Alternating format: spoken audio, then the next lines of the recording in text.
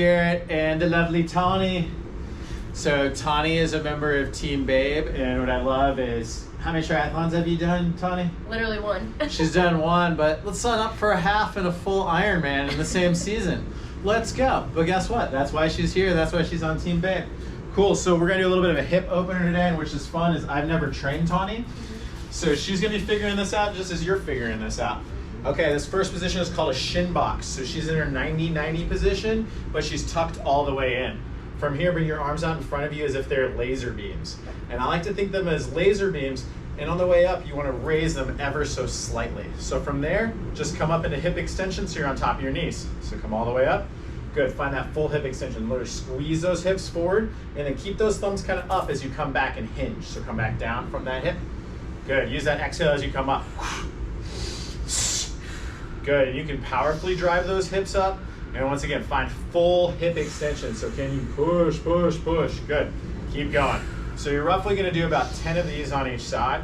And what I love about this exercise is it helps you learn a relationship with the ground, but it's the idea of strengthening the hips but finding mobility at the same time.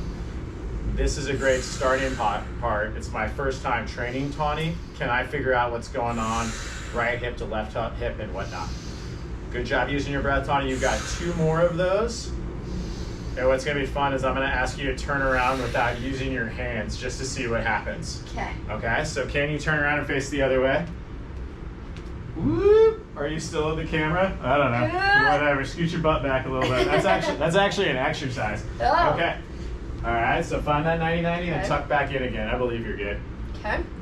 Whatever, it's not a high production value thing we got going on here. Arms right out in front of you. Again, find that hip extension. Good. How's that feel compared to the other side? Feels pretty good. Feels pretty good? And you said your left hip typically gives you a little more issues than your right hip? Yeah. Okay, cool. Good, find that full hip extension. Good, and I like that she's keeping her arms about chest height. That's preventing her from caving through that spine on the way up. You wanna be able to maintain that positive chest. That's a way that we can work on the posture right there. So this is level 1 shin box. All of these exercises we're gonna do today are meant to kind of lead from one into the other, but could also just be done as individually, as we like to call them around here, movement snacks. So this is a good movement snack. All right, next level, Tawny, is I want you to go back and forth, side to side. So just go back to where you came from. Okay. Come back over here, no hands. See how her chest wants to cave? That's okay, that's normal. Establish your posture, push the knees into the ground, almost over-exaggerate the upper body, and can the shoulders relax and come down? There you go back to the other side. And trust me, she's making this look pretty smooth. She's quite the athlete, but you can see how I'm nitpicking her posture a little bit. Good, back the other way. Don't worry about being perfect, be present with your posture. See how much connected she is to her breath? Softening those neck from your shoulders. Good. One more time each way. Good. Scooching forward. Scooching forward. All right, let's let you adjust. Let's come back to your butt, back over kind of to where you started from. We're gonna do the leg swings next. Okay, so I'll demonstrate for Tawny. You guys on the camera might not get to see me real quick. So if we're here, we're now gonna keep those lasers up, and then can you swing that leg around? Woo. And again, my body's gonna wanna compensate. I'm gonna wanna lean and do all this kind of stuff because I don't have the hip mobility or the core stability. As I get better, see, there's a little bit of a lean, but you'll be gaining more awareness as you're doing it. So let's get that left leg back out in front. Okay, so start in the... Yep, that works. Okay. Good. Again, keeping those arms out in front of you, but you don't want the shoulders up. All right, so now let's just see what happens as you spin that left leg around. Good, smooth. And this is something I'll do with a yoga block sometimes to make sure that person's kind of challenged. Let me see you do it again. Good, so she doesn't like this part of the range. So can I challenge her to get her foot up and over the kettlebell? Oh, look, she did it! Let's Did you see that? That is voodoo right there. The magic of live television. Heck yeah. Happening in action. Happening. And so then her challenge, right, is not keeping that thoracic spine. There you go. Ooh, ooh, ooh. And it's a little feedback. So typically a yoga block would do a little bit better than howler monkey kettlebell, but the monkey's gonna get me. the monkey's gonna get you. Let's get one more of these. And you know, counting, I don't really believe in counting. It's about feeling. You want to go to that point where you're just a little bit uncomfortable. Look at that face. She's getting a little bit uncomfortable. That's okay. So go ahead and scoot your butt back this way and do the same thing on the other side. Cool but beans. anytime you can make those transitions without using your hands, look, okay. Mom, no hands. Like that's what we're going for. Okay. Okay, so we're gonna shoot for about 8 of them again. Okay. First things first, good posture. Head with dignity, that spine stacked over the top of her sacrum. Let's see what you got. And it's very common to be different on one side versus the other. Like, I am so tight in my left hip that I cheat very badly. I'm also looking to see what's going on here. She's kind of creating a little compensation there. If anything, you want to push almost into the ground there. Okay. So widen up a little bit, find your angles. It's not like you have to be in, oh, I gotta be perfect in these angles. Once again, don't be perfect, be present. Good, I'm gonna mess with her with the kettlebell again. Looks like it's about in the same spot. Right there about her knee. Whoop. Ooh. Good. And then how high can you keep it right here and maintain your posture? Okay, that makes it a little bit more of a core challenge. Ooh, and so this left hip is tighter, so I'm getting the feedback as a coach that I can say, all right, we need to focus a little bit on that left side, and then what are the likely compensations in her spine? See, there's that little lean right there. And as you get more fatigued, it will show up. So I would tell you not to freak out if you're terrible at this. You know, start with the shin box and start with these leg swings and just spend the time on the ground. One of my coworkers the other day, he made a reel about, you want to know what the most underutilized piece of equipment in the gym is? The ground. And I thought that was hilarious and quite clever. And this is an example of how this is really powerful, because then you can learn some of these great resting positions out of there. Good, last one right here. So it's again roughly 8 or 10. Good, and you kind of shimmy and shake it out for a second. You spend a minute into that position. So let's have you come and do a kneeling hip flexor position just facing this way. So your left leg will go out in front. And this is a position that I throw in almost all of these videos, so I want to make sure that you guys really get this concept. So she's doing a good job driving her knee forward. Are those elephants on your socks? Elephants, Look at your swaggy elephant socks. I'm so hip. So hip. So the big toe is down, the toe is down. Can this knee come over the toes as much as possible? Then can she push out on me a little bit right here? So push into me. See how that's a little challenging, but it creates stability kind of at the same thing. So don't overdo it, just stay right there and stay engaged. Raise your right hand up nice and high. Anytime we come with the hand over head, I'm gonna ask for that thumb in the back. That's gonna help us get that lat nice and long.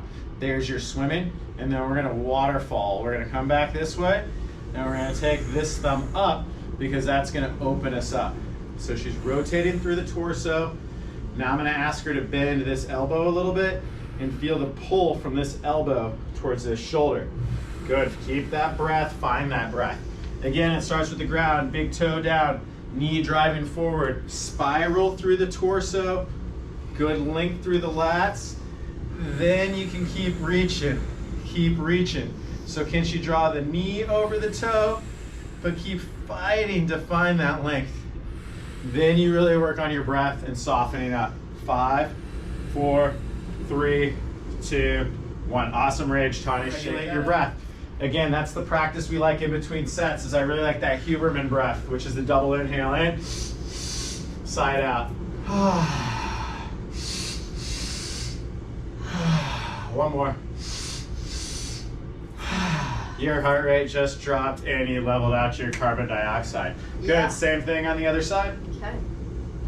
Good, they can see it from the other way. So start with the ground, right? We got the good hip drive. First thing over first. We want to be like knees over toes guy. He's cool. Get there, raise that left arm. The thumb is to the back to get the lat long. Then the spiral comes. I look at it, think of it as rotating and then lifting that rib cage. The right thumb stays up so it can reach for the back heel. We've got all the length, we got the little yin yang. Now we're gonna soften from the elbow a little bit, and we're gonna pull this elbow against the shoulder. Again, the more that she breathes into these tight muscles right here of the lat, the shoulder, the rib cage, if you expand in with that full belly breath, inside out. She's doing a really good job using that ujjayi or yogic breath, which is about 5 seconds in, 5 seconds out, creating resistance. But you can also just exhale it. Let that ish go. 5, 4, 3, 2, 1. Awesome. Tani, kind of hop back over there by the howler monkey real quick. How are the hips already feeling? They feel good. They feel pretty buttery already. They feel open, yeah. They definitely feel more so open. this is kind of like what I'll do at like the nighttime a lot, is I'll do just like, once again, about 10 minutes of just opening up. Where does my body need it? Sometimes it's my ankle, sometimes it's hips, but it's making mobile joints mobile, stable joints stable. Okay, so now we're gonna kind of combine it together. We're gonna get into that shin box position. We find full hip extension. So now this leg is gonna swing around. Woo! Woo! That's not quite as easy as it seems. It's really not, because you have to have that stability and that relationship right here so that you can find that. And then from here, we're gonna drive. I'll even let you bring your heel off the ground, because this is our knees over our toes exercise. Okay. We're pushing that sucker forward. You're gonna maintain my posture and swing back around. Not that you have to do it this fast, but this is how dynamic this can be. If I was working with like a jiu-jitsu person, that's how I would coach them doing it. Okay. Cool. Okay, we're working for about 5 of those. So good shin box position. Okay. Good. Arms out in front of you, laser beams. Good, find full hip extension. Good, swing the leg around. Woo! Good, drive it. Good. Perfect for the first time. No hands, Mom. No hands. I need more space. There we go. More space. Good. Full hip extension. Hold it there for a second. Stay tall on the right. Swing that leg around. Establish a good position. Push, push, push, push, push. Perfect. Good. Come back. Ooh. So the coming back and the decelerating is actually where a lot of the magic happens. That's the eccentric. That's the controlling force. That's how you prevent yourself from getting hurt, really. And look, that's Tani's kind of biggest room for improvement on this motion. On the way up, looks pretty boss. All right, can you stay tall right here? Come back and slow it down. So come back, stay tall here, swing that leg around. And then sit down slow. Good, 2 more like that. Just slow it down. Use gravity, use your exhales where you need them. Good, see how that knee is going over the toe, the heel's coming off. I used to not necessarily coach like that. They told us it was bad for knees to go over your toes. But I've also always known that the knee should drive towards the pinky toe. That's going to create that yin-yang. But that'll help the ankle find some true mobility, and it'll allow the knee ligaments to get used to lengthening or stretching. So you just go kind of to the place where it challenges your knee. It might hurt a little bit or feel a little weird in that. If that's the case, don't drive it that far. Drive it just the way we taught it in the hip stretch. That's perfectly fine. Okay, let's go ahead and switch sides. How do you feel after that one? Felt good, actually. Okay, turn around and face this way. Felt good. Feels real good. Yeah. And this is another one of those exercises that falls, scoot back towards me just a little bit. Okay. One more. Good, this is another one of those exercises that's a little sneaky, like you don't think you'd be sweating or that your heart rate would get high. I'm sweating. You're sweating, yeah. You're using all the muscles. All right, let's come on up. Good, and once again, likely different from side to side. Challenging to stay tall. Good. And those muscles have to work totally different to swing around, but then to decelerate. And watch how hard it is for her to decelerate. Yes! The more intentional, the more high that leg kicks around. This is where I joke and say that you want to be a sexy robot, because you want to be all robotic and be joint by joint, but make it smooth and buttery. Smooth. Smooth. Smooth is fast, fast is smooth. One of my favorite quotes. I think that is John Wooden, I believe. Good. One of those ankles feel a little bit tighter than the other? Yeah, this one. This one? Mm-hmm. The one I'm on, yeah. The left one. This one back like here? the one I'm laying on, yeah. Yeah. Is it uncomfortable in that back position? No, it's not uncomfortable, it's just tight. It's tight, just tighter, yeah. But even like the little side benefits of being on these weird side parts of your feet is you're waking up all of those muscles from your feet. Running, guess what, is not that great for you. Cycling, paired with running, also really kind of a little dangerous. You got to do some stuff like this if you really want to get into your most stability, as we call it. So I have no idea. I'm not counting. I'm watching her move. This is about 5 on each side. So she's good there. Let's kind of shake it out for a second. Bleep, bleep, bleep, bleep, bleep. Okay, let's flip you all the way over onto your back. Okay. So just for the essence of teaching you the ground, the mobility plus stability gives you the most stability concept. We're just keeping it real simple today. From here, we got our piriformis glute bridge. So bring your right ankle to your left knee. Ooh, right ankle, my left knee. I was like, you know left or right? What do they teach you in Colorado now? Not a lot. Good, so from here, the big toe is gonna stay down. She's gotta make sure she's got that good relationship for the ground. It's a glute bridge. Raise your butt as high as you can, come up, and then push down on this right knee. So this undoes a little bit of that running. Good, come back down, and then back up. You're gonna do 10 of these, and we're gonna hold for 10 reps. So the idea of mobility plus stability gives you the most stability. We created this big range from the hips, and now we're gonna work on adding that strength and stability via this full extension. This will help neurologically allow Tawny's body, or your body as you're doing this video, to adapt to it. And this, again, this could be a warm-up, this could be a cool down, or it could be your workout for the day. This could be your movement snack. This could be your 15 minutes to get your hips right. You know you're biking and running tomorrow, or if you know you beat yourself up in the morning and you wanted to get a little bit more, go for it. And then the other thing I'm really trying to help you guys understand is this stuff is zone 2 training. Tawny's heart rate is probably right in that magical spot where she's building endurance and she's setting her posture. She's getting things more in alignment without beating it up. Maximal gain, minimal strain. Good, so we got about 10 reps and a hold. Well done, let's get the other side in, and then we'll get Tawny into a little breath and get her feeling all groovy. Yeah, look at that smile, that liquid sunshine. Yeah. Good, full extension. And so overall this left side just seems a little jankier to me.